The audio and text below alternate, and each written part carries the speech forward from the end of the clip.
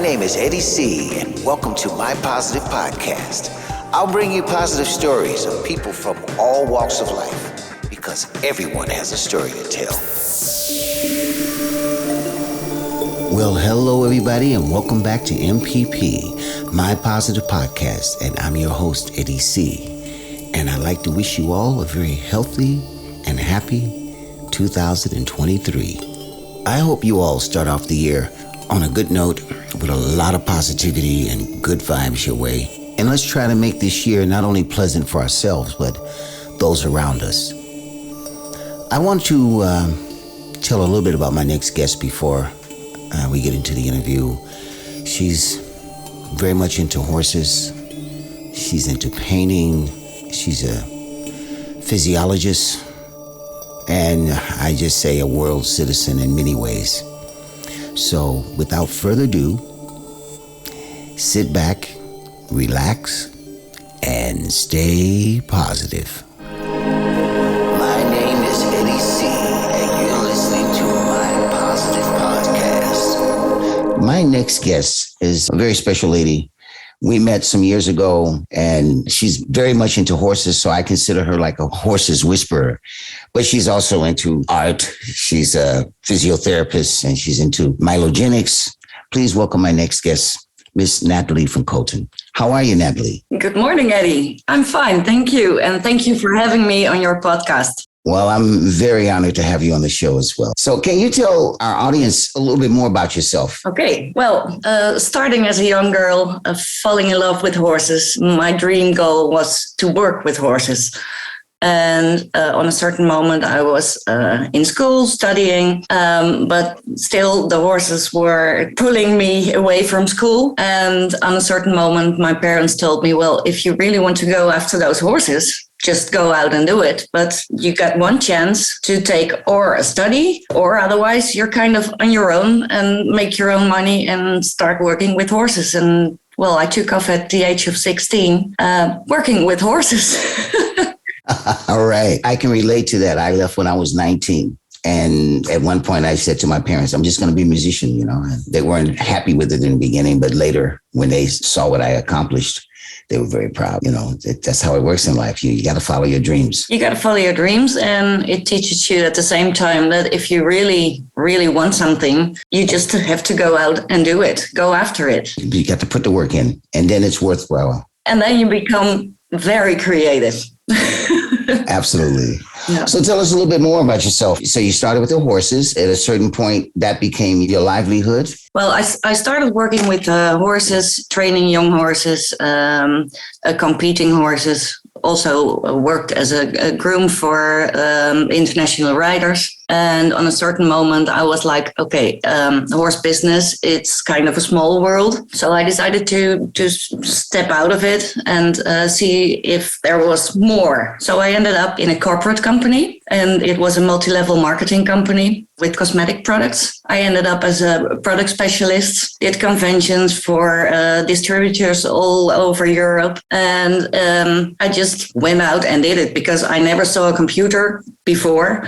So the first day at the office, I was a bit confused because I didn't even know how to put it on. But I took a notebook, asked some questions, wrote everything down, because when you ask something once, there's no problem. When you come back and ask something like 7 times, then they begin to wonder, why is she even here? And that's how I found my way. And but still, the horses were like a big line through my life. And I missed working outside, working with the animals, being out in nature. On a certain level, I got married, I got a son, got a beautiful son. And sadly, we divorced. And then I met my husband from now. And we sat down and we had a very honest talk about life. And where are we here right now? And then we made a promise to each other. From that moment on, we decided we're only going to do the things that we love and things that really are touching your heart. So I picked up studying again, found the mylogenics practitioner course, and started treating humans as well, in combination with personal training. And from there on, I decided I had my horses checked out by a veterinarian, some chiropractists. And then I was like, okay, but I have had some crashes from a horse and always got back on their back. And I was wondering how much of the problem around the horse came from myself, from being having problems in my own physique. And from there on, I started working with both horses and riders. And because of I have been riding horses, when I touch a horse, I can tell somebody, the owner, how it feels when he's on the horse, and I can also translate it to the rider itself. Wow, that's very special. Can you tell us a little bit more about mylogenics? Mylogenics really is an amazing way to treat people. It came from two physiotherapists from the army. They were kind of wondering why all the Marines who had an accident, why did it take so long to recover? And they also found out that many of the Marines had a loss of function. And the loss of function, that's kind of hard for a Marine guy who has to trust on his body. So they kind of looked around in all kind of streams. And then they came to the animal world, and they were wondering why does an animal in nature recover so much faster than we humans do. And it starts with an animal in nature always continues to move. Because when they don't move, they become food or they starve. And when we get a problem or we fall down from a stair, we sit on the couch, we put our leg up, we put eyes on it. Right. So the only thing that we do is you kind of push the problem forward. And because of the swelling, and if you don't move, the swelling stays there, and it stays there like a sticky kind of glue between the muscles. That's where the real problem starts. And most of the time when people come to me, the problem they tell me, it's like the compensation of something else. So you have to look in the whole chain. And for me, that was a natural way of looking at people as well, because It's the same with horses. When they have a problem on the left foreleg, most of the time it comes from the right hind leg. So it's throughout the whole body. Right. So for me, it was like, it clicked immediately. And the most important thing is when you treat somebody with mylogenics, the most important thing is you start asking function again to tell the muscles or that part of the body how it was supposed to be used.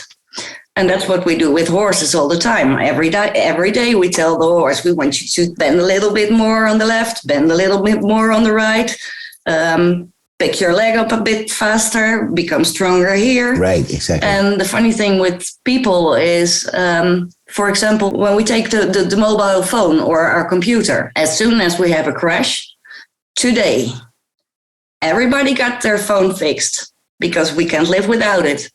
And that's the weird part. It takes so long before people start cleaning up their own hard disk. Absolutely. You touched some very important points, and we've become a society that's dependent on our smartphone. I mean, you go out the door and you leave your wallet, it's not a problem. But if you go out the door and you leave your smartphone, you're amputated. You're amputated, in fact.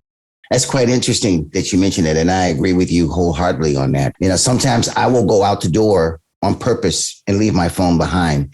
And basically when I take it with me, it's because I want to take pictures with it. It's more like a camera in most cases, although it's starting to function more than my computer, in fact, for, paying the bills and you checking your emails. So it's become like a little small pocket computer. And unfortunately, we've lost a lot of human communication with each other because of the modern technology. There was a time when you would go to a bank and you had a banker. You had, direct visual contact with that person.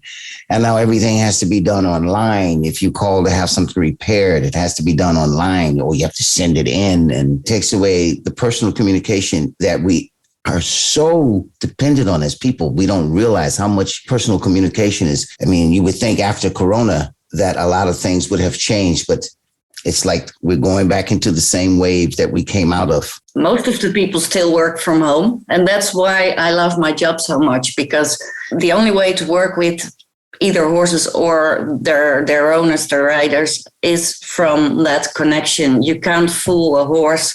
I mean, and you really have to be in that moment. When I walk in any stable with my own hidden agenda and being busy in my own head with other things, I will never find that connection with that horse. I can understand that because you can't speak a language to it other than the language of feelings. And that's what the horse understands, you know. They pick up the intention. Yeah. Yeah. That's fantastic. I know you're also doing some portraits as well. That started out as a hobby for you, and you've actually selling some of your work as well. Yeah. Well, as a little child, I don't have brothers and sisters.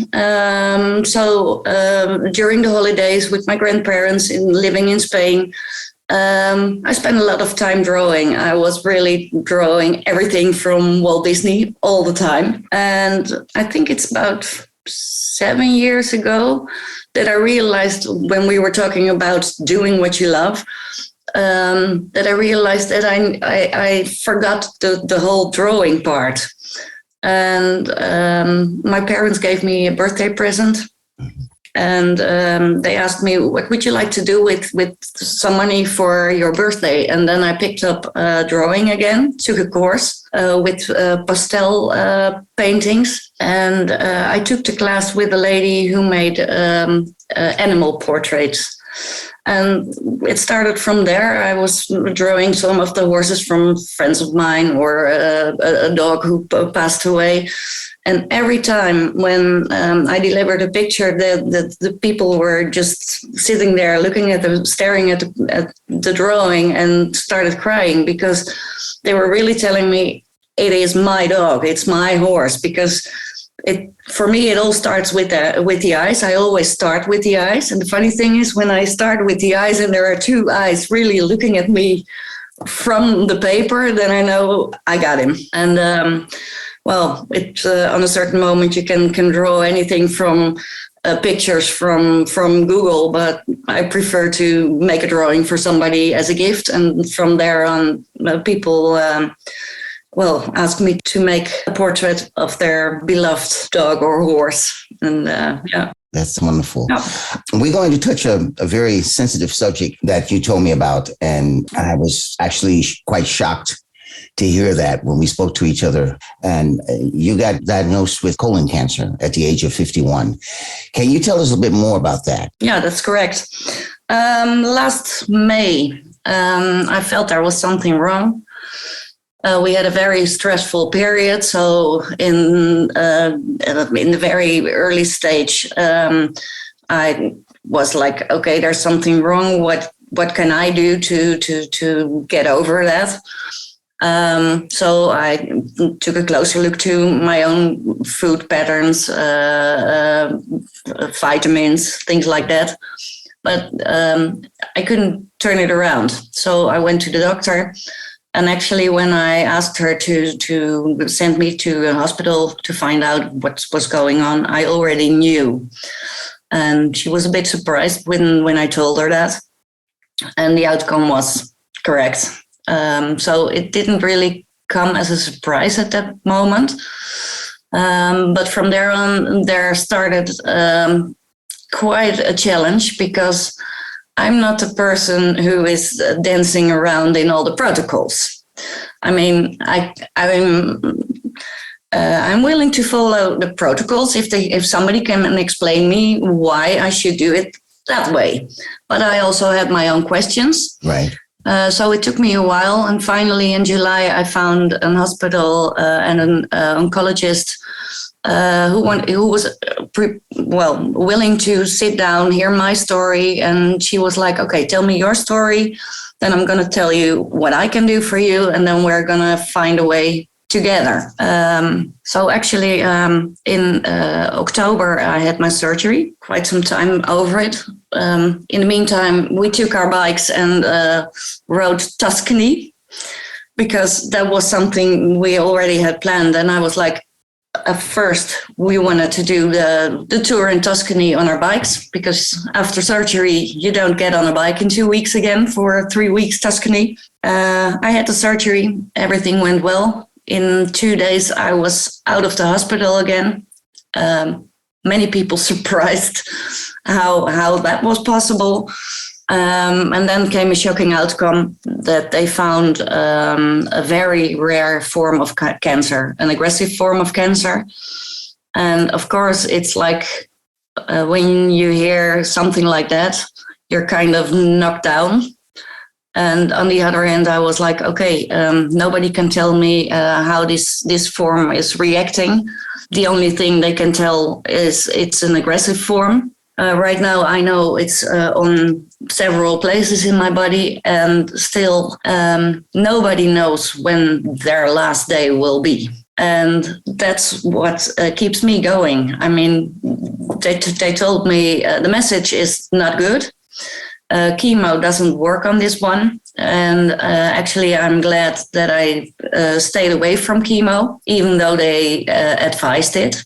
Because then the hospital was like, at least we have done something. Well, if I would have danced that dance, I would have been halfway already. So from there on, of course, you have a lot of talks in the open with my son, with the family, about how we're going to cope with this. And I write a lot on my own Facebook page.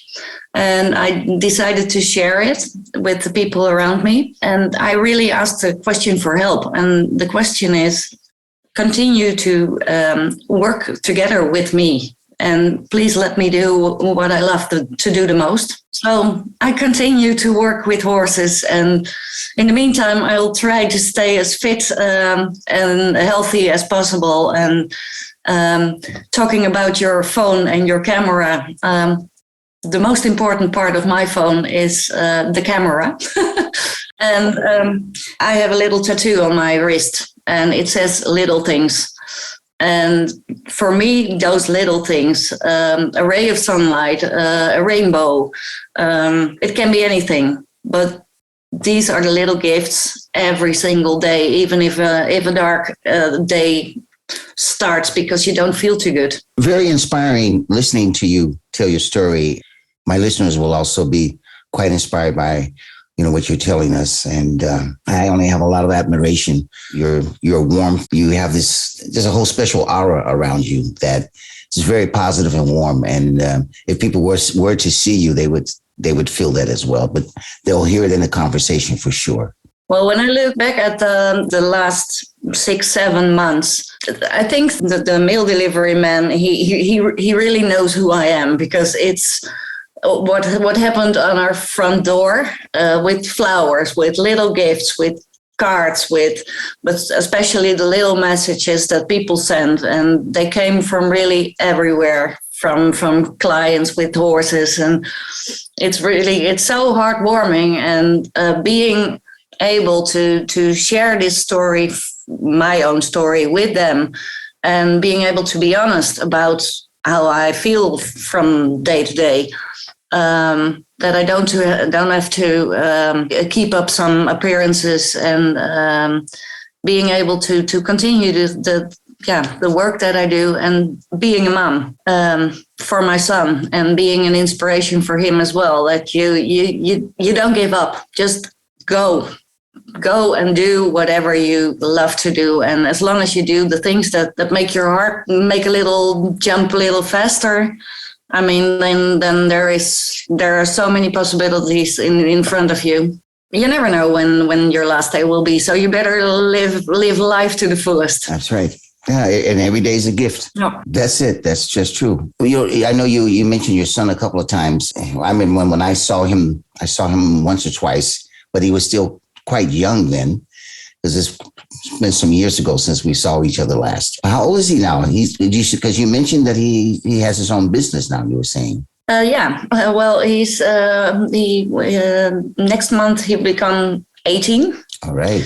So he was like 10, I think, when we met. Yeah, right. And he had some rough times as well. Struggle in school and couldn't really find his way. And then you got all the organizations and the protocols again. That's not my thing. It's not his thing. And it has been kind of a roller coaster. And in the end, it all came back to okay, what do you really want to do? I mean, life isn't all only about having a piece of paper or graduate from this or that. I mean, and now he's working, making beautiful gardens, working with his hands outside. Outside, just like his mom. Yeah, I say the apple didn't fall far from the tree. Yeah. That's fantastic. Yeah. I've got one more question to ask you before we close out. Mm-hmm. You know, what would be your main advice, let's say, to not only young people, but people in general, mm-hmm. about how you foresee the future? How do I foresee the future? Well, with the message that I received, I think the most important thing is to, I really sat down and had a close look to what are the really important things that I really, really want to do. And because I don't know how much time there's left. I mean, could be years, could be months.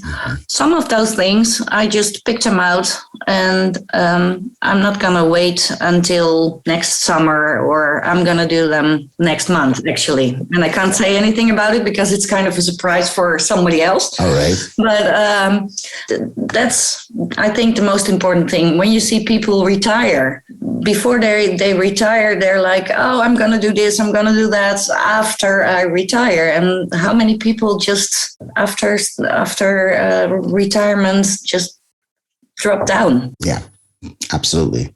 Well, that's something that I promised myself. You know, I've always done my own thing as a musician over the years, and I have a lot of other ambitions that mm-hmm. I like. The spiritual minded person with a, you know, being in contact with, there's more, you know, that the universe has to offer you. And, you know, I've actually have gone in retirement, but I'm mm-hmm. busier now than I was before a few years ago. And I enjoy every moment of it because it keeps you young in spirit. It keeps you vibrant, and you start to discover so much more about yourself than actually when you were busy doing all of this hard work to pay the bills and everything each month.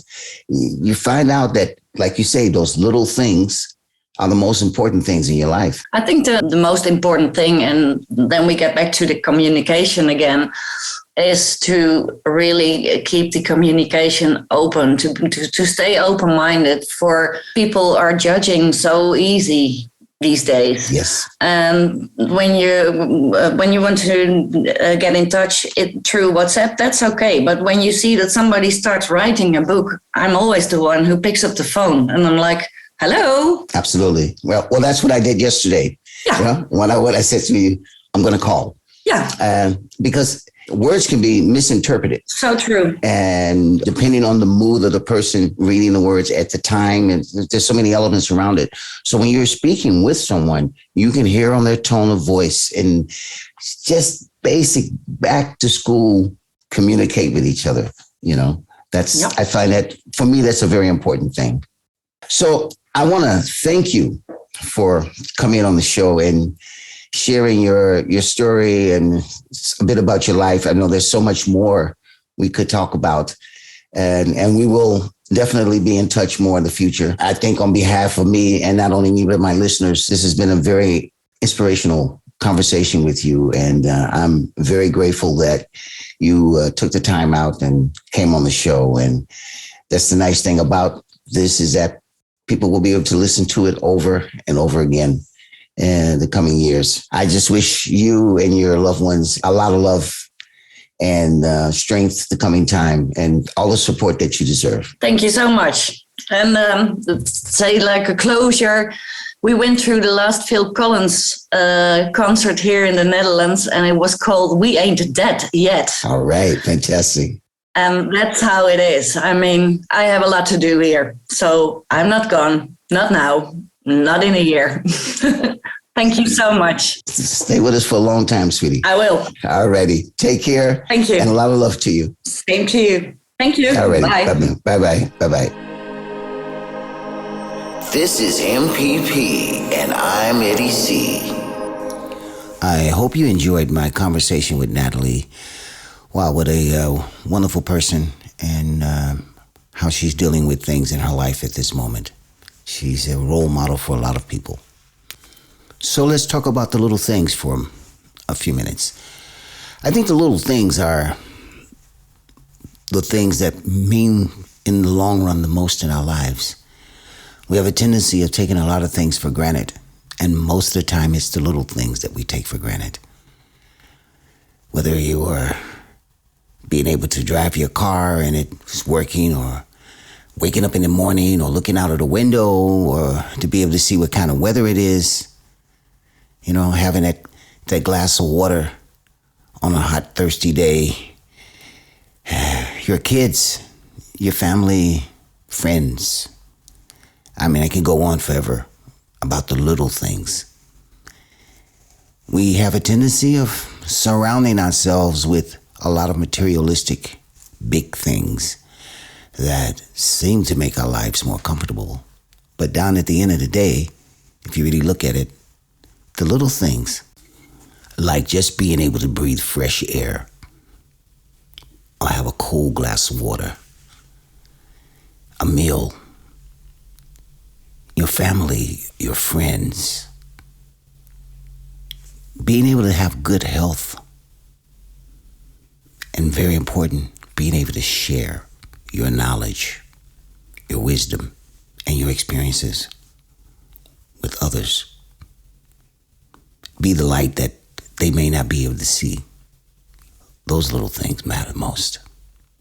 So on those words, here's my quote. Little things.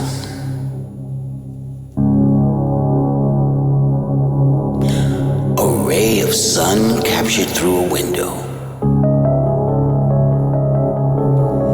The look in the eyes of a child when receiving a gift on a holiday or birthday.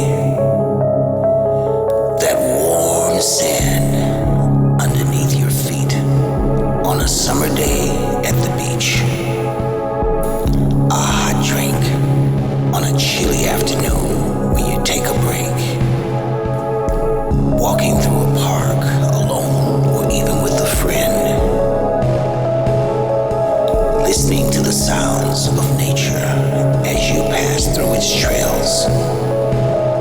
When you come home after a busy day at work and enjoy your free time. A conversation with a dear friend that makes you feel good.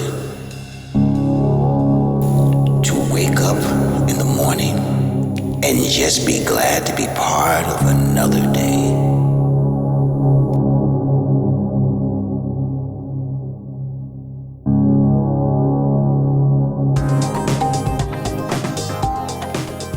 Well, that's about it for this episode, ladies and gentlemen.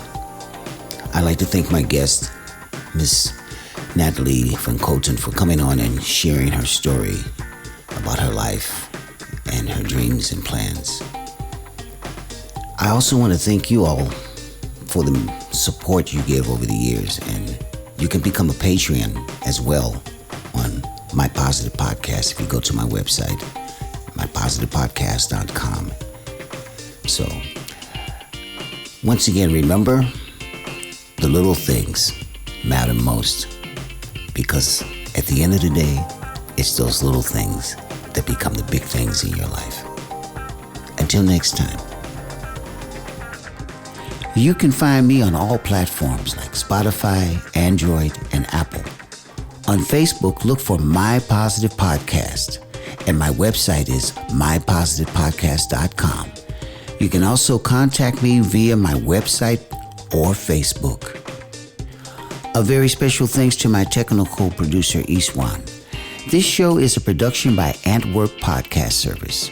My name is Eddie C., and this was MPP, My Positive Podcast. Tune in next time and stay positive.